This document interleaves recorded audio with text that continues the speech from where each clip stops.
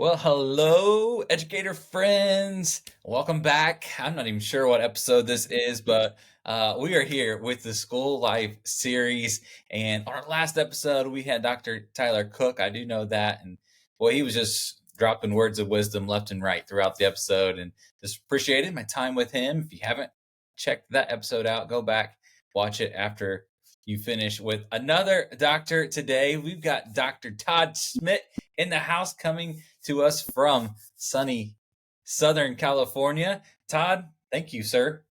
Thank you, pal. I really appreciate you. Appreciate you asking. Like, super Appreciate it. excited. Now you're giving me a lot of like I have to follow Tyler, so I'm feeling a lot. There's a actually I feel a little bit better than me having to directly follow Nikki. So I'll let that one go. She's special. She's special. Both of them are. Tyler's great, but so are you. You are great in your own way, and I'm excited for this conversation. So, you are a principal, good friend of mine. Great, glad to call you a friend. Great person. And let's just start right there, Todd. Tell us about who you are, just as a person. A little bit about your personal life. Absolutely. So thanks, Ross. I'm Dr. Todd Schmidt.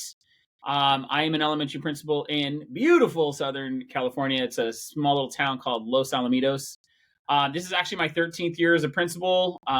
In the classroom, I did 13 years as a middle school and high school English and history teacher. I've been in education now for this is my 26th year, which shocks me at how fast that goes. I am you were 12. That's awesome. What's Started when you were 12, right? when I was 12, exactly. Yeah. Oh, God bless you. You are good. All right.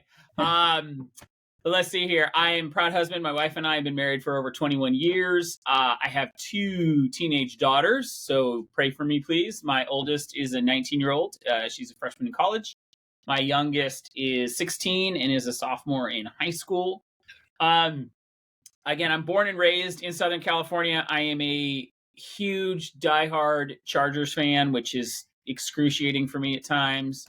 Also grew up in San Diego, so I'm a Padres fan as well. So I am one of those people who will stick with the team. I think that shows my loyalty because, it's been tough to be a Chargers and Padres fan.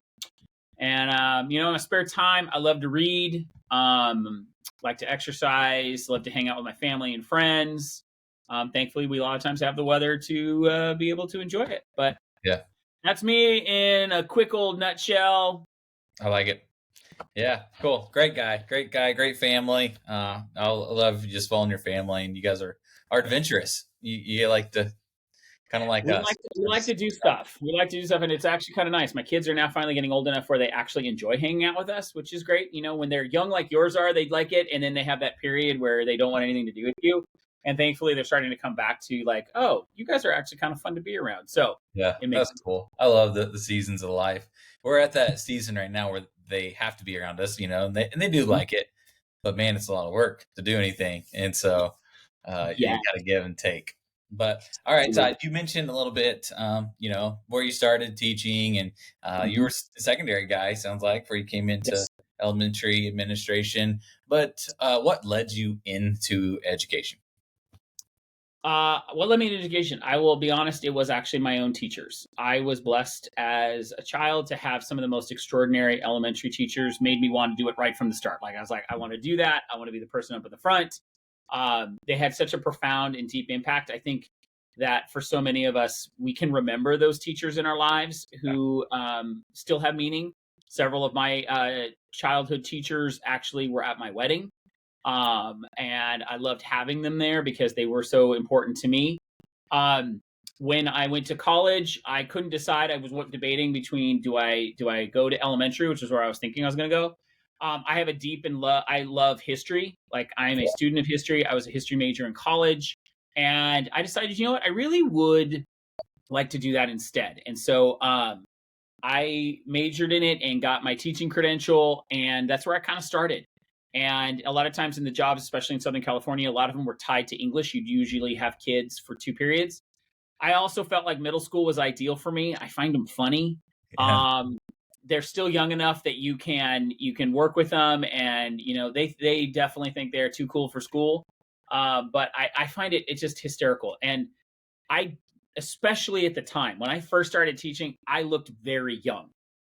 And I got asked for my hall pass one time by Well, a it makes sense. while I was doing my student teaching, a noon duty supervisor asked me for my hall pass. It's one of the reasons why I have the beard. I think it honestly just helps a lot of ways. But I just was like, high school just seemed to be like, I was like, I don't know, that just seems to be kind of problematic. So I stuck with middle school, did middle school almost my entire career. I taught for 2 years overseas. I was at an international school in Taiwan. Did Oh, that when I was younger.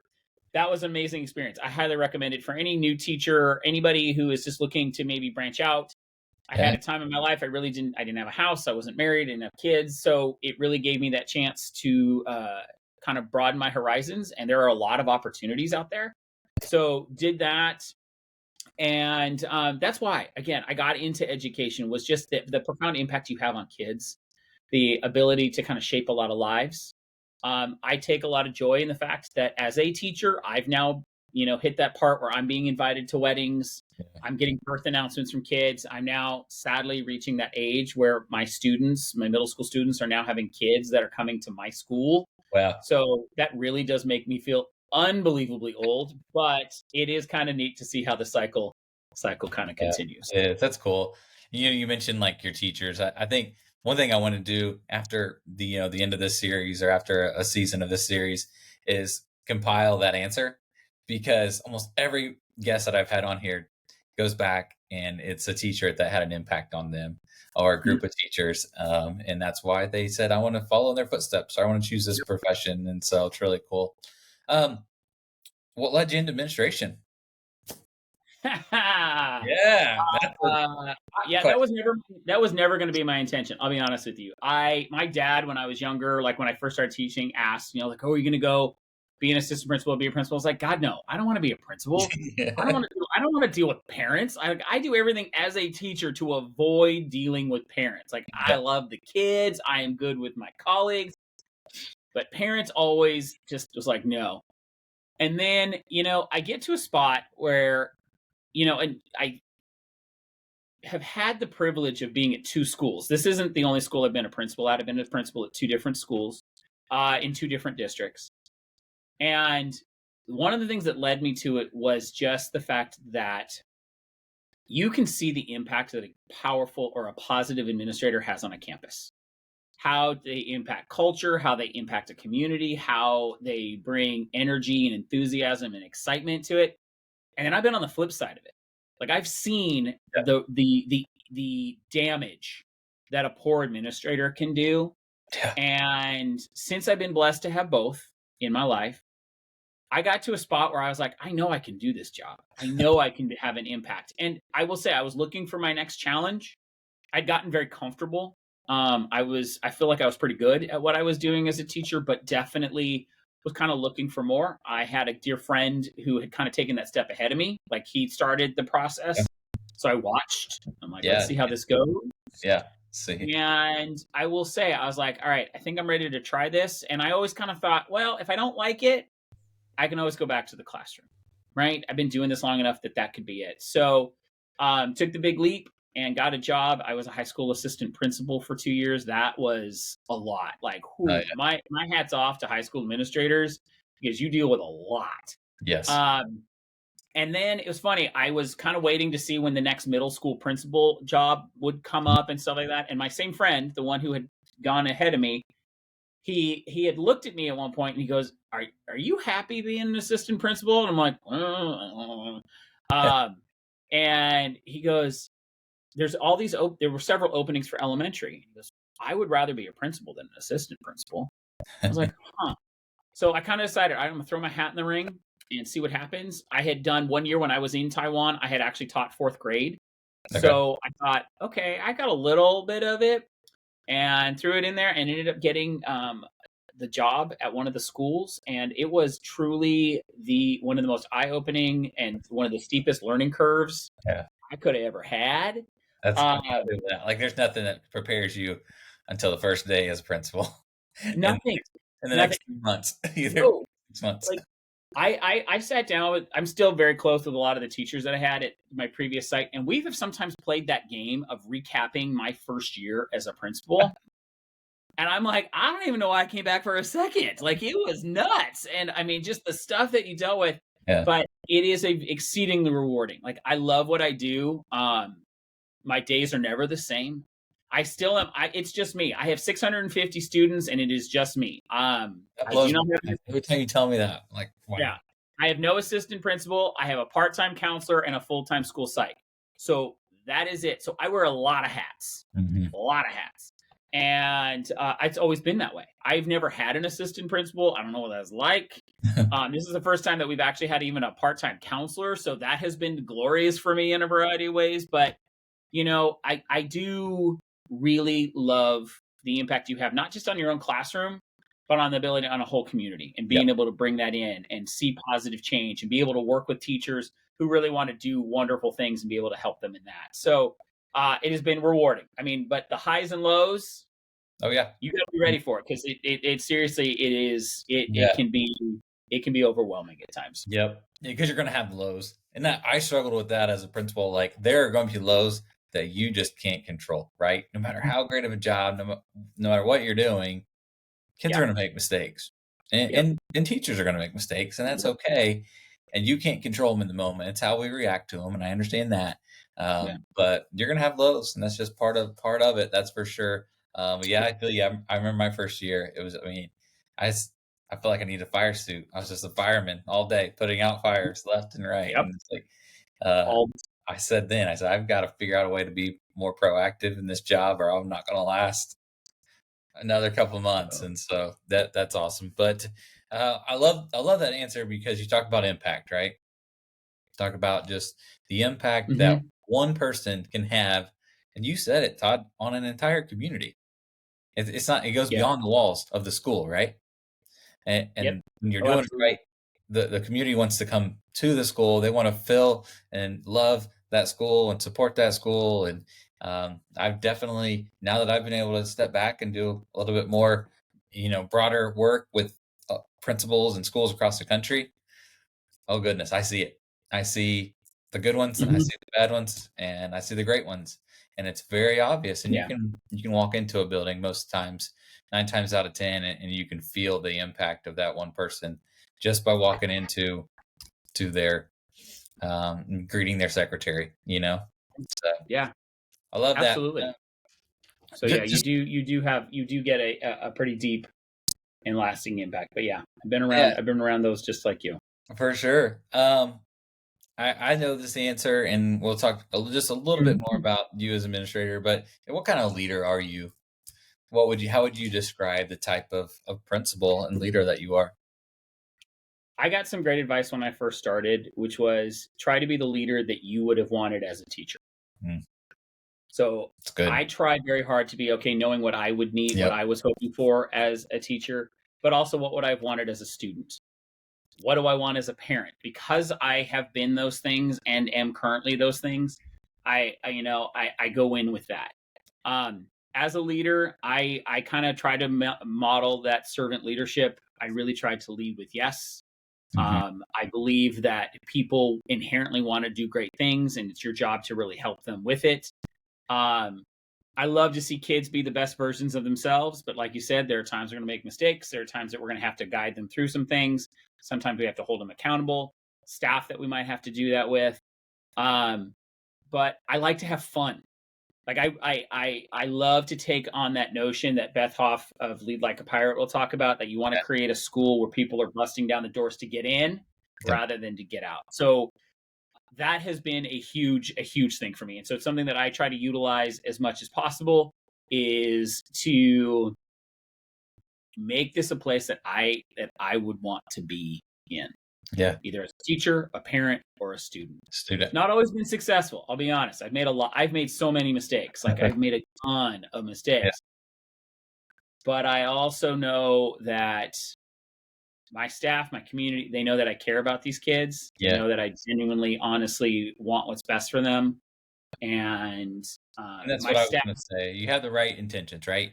the intention Yeah, is there, and you wanted to do what you said and do what's best for kids. And if you're outwardly and they're outspoken about that, then people have grace, right?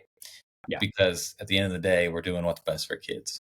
So absolutely, that's awesome. absolutely. Um, I like this question, and it's always different. But and you mentioned somebody already, but who has had influence on you can be both personally and passionate and professionally, or to a couple different people. However, you'd like to answer that. Well, I will say that one of the joys that I've gotten to meet you. See, this is always a fun thing for me is that Ross and I don't live in the same state. We never would have met each other because of, just our geographic locations.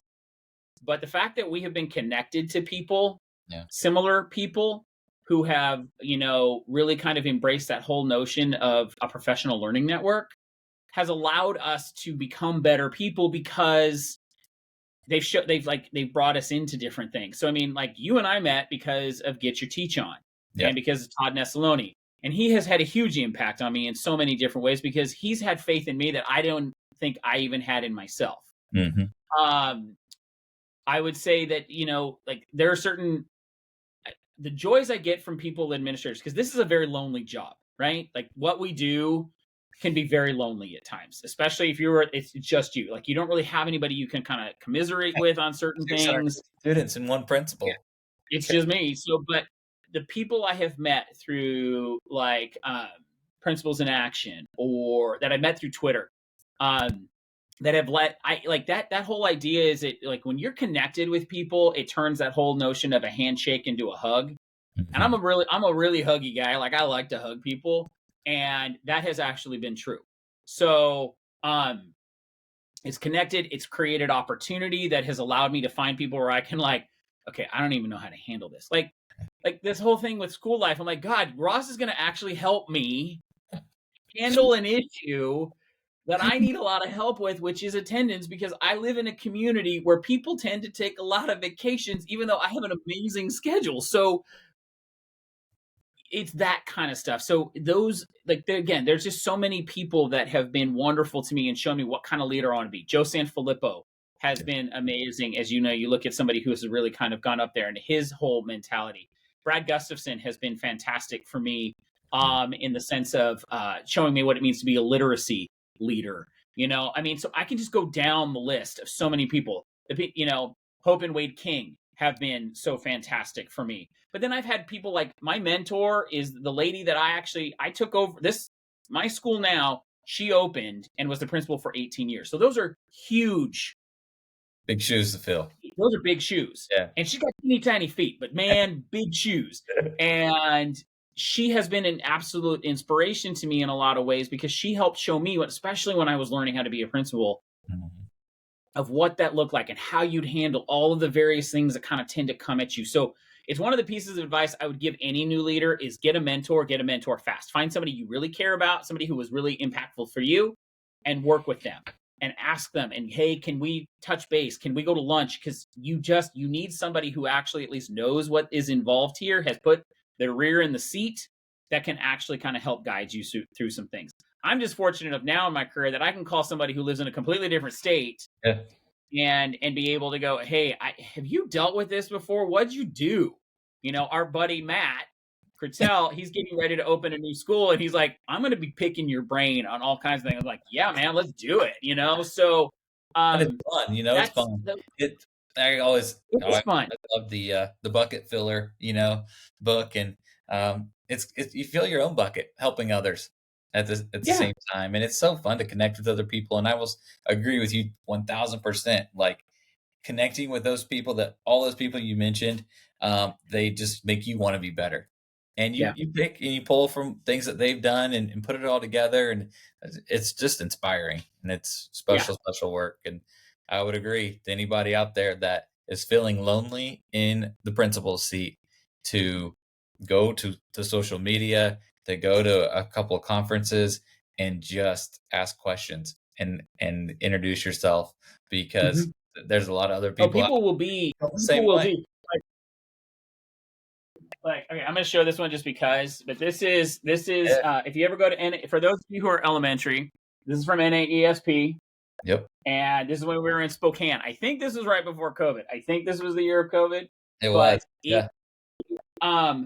like there are so many people in this picture who are still lifelong friends for me that I just any excuse you can get to this kind of stuff and be able to be with these kind of people, I think truly does make such a huge difference. And so um it matters, and it does, because my first district, there weren't a lot of people who kind of had the same vision or had the same.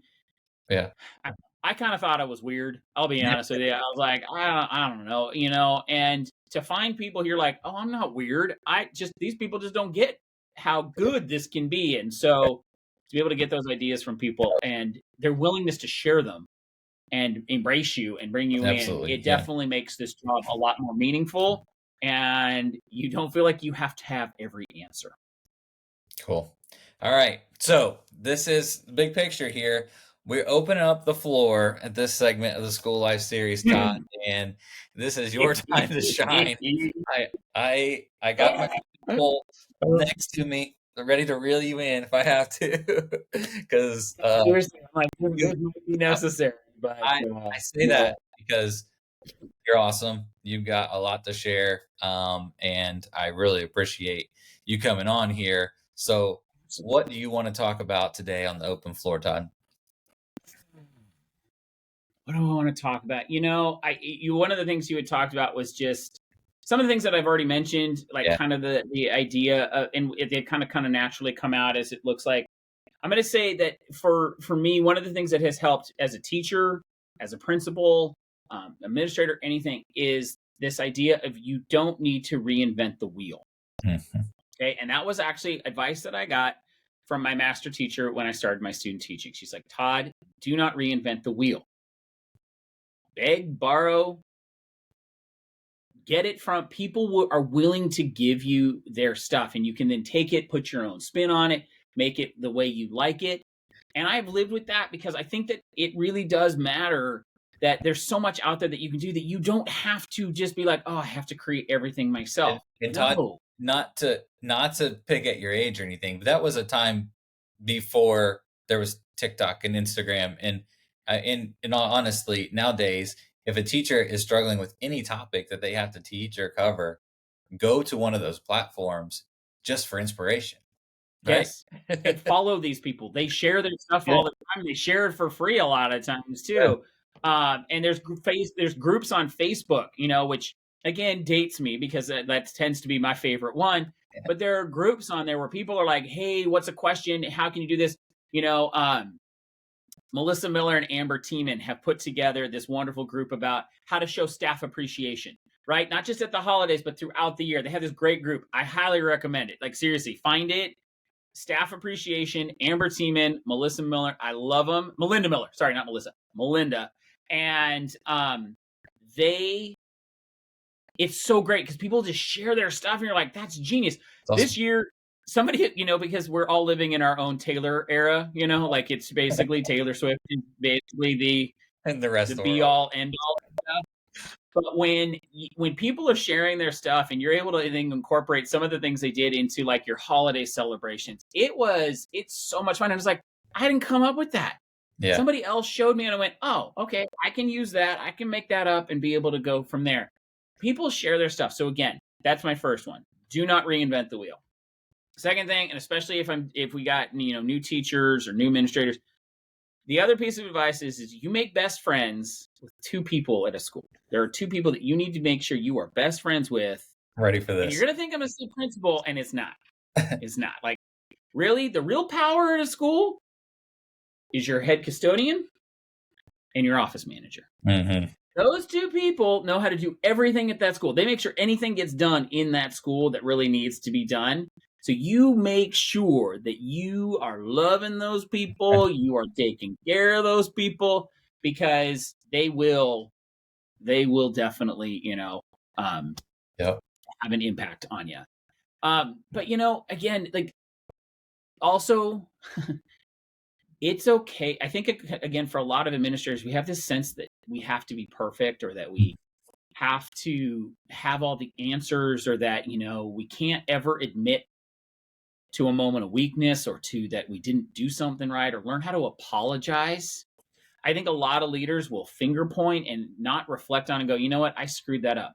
Yeah. I will say that in the course of my career, and this is going to sound terrible, but I have probably made just about every single one of my teachers cry at some point because of something I inadvertently did. Mhm. Now, I could be defensive about that kind of stuff, or I could go, you know what? I screwed up. I am sorry. Let me make this better. And I think that that is not a sign of weakness. I think that being willing to be vulnerable enough to say, hey, I screwed up a bit and I'm going to work up with you to make sure that I don't do it again is powerful. I can think of two very specific examples where I have had to have somebody come in and let me know that I was screwing things up. One of them was one of my best teachers. She's phenomenal. And she came into my office with a giant smile on her face, which I knew was not that she was happy. She was terrified. She closed the door and she told me that because I kept changing the schedule, because I kept moving things around and I wasn't giving people enough notice, it was impossible for people to plan accordingly. And then I would just assume that people knew what I was doing. Yeah, because And I was making her life so hard that she burst into tears. And I was like, oh my God. Okay, so now I know. I send out every Monday. Over the weekend, I send out a blog post. I use Blogger because it's just easy for me. That has the whole week. Here's what's coming up, as well as what are big things that are happening in the weeks ahead. I've done that now for 10 years. Yep. And it has been a game changer because communication wise, it's like, okay, good. You're getting all the stuff I need. It's lowered the number of staff meetings I've had to have because I'm like, all the info is right there. You can find it right there. So that was one. Second I will one. say, sorry to interrupt, but if you're a No. principal and you're not doing something along those lines, jump on it. Reach out to Todd, or I did it a weekly every Sunday. Use S'more newsletter. Yep. And it was a game changer for me as well. So sorry, Yeah. go ahead. Number two. No, I was just saying it's a template. Like I have a template and I just fill it in, and I'm happy to share that template with anybody who wants it because it truly is just, I have something funny at the beginning, something funny at the end, or a thought that I have or whatever. I have the week. Here's what it is. It covers who's in every IEP, when I'm off campus, all that kind of stuff. And then I have here are the big events. Don't forget these. And then what's coming up beyond this week that I need you to make sure you know. It's perfect. It just helps out so much. Second thing is about not sometimes as principals, especially those of us who really want to do stuff and we get really excited and we move, is that we will sometimes take on too much. Mm-hmm. We'll take on too much ourselves and then things fall through the cracks. And I was very blessed that I have an attendance clerk who was willing to finally come in and let me know that I had promised. I was doing all these raffle things and stuff and all this staff appreciation stuff, but I wasn't getting it all the way in. I wasn't fulfilling what I needed. I was going to be buying people lunch. People just were kind of I don't want to ask him. He seems really busy and stuff like this. And it's like, wait, we did all this stuff. I need to make sure that I am not under delivering. I was over promising and I was under delivering. Yeah, that's great. For her to be willing to come in and tell me that, let me know that, I have what we sometimes will refer to as shiny object syndrome.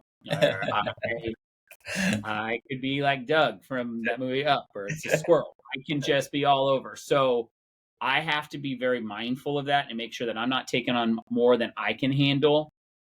And that really has helped me to kind of just be able to go, okay, make sure you see everything through, see the important things through. And if you need help, ask. That's huge. I love that. I would always talk as a principal, and I talk to other principals about this, is simplify your position as much as you can.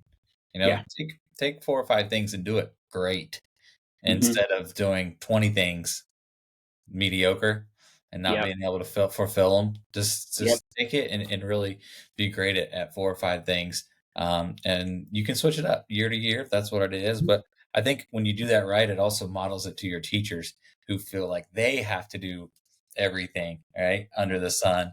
And they get really burnt out and just spread too thin. And so that they say you doing it as a building leader, then it's going to say, hey, it's okay. I don't have to do all this to be a great teacher.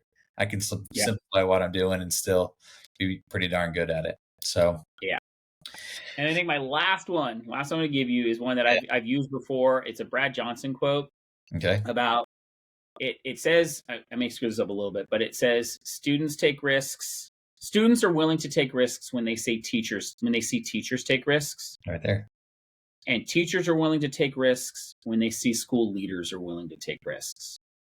So that is huge. And I think that as school leaders, that's something really important for us to be able to do, is to share our triumphs as well as our areas of improvement. Our failures were like, wow, that did not go the way I wanted it to go.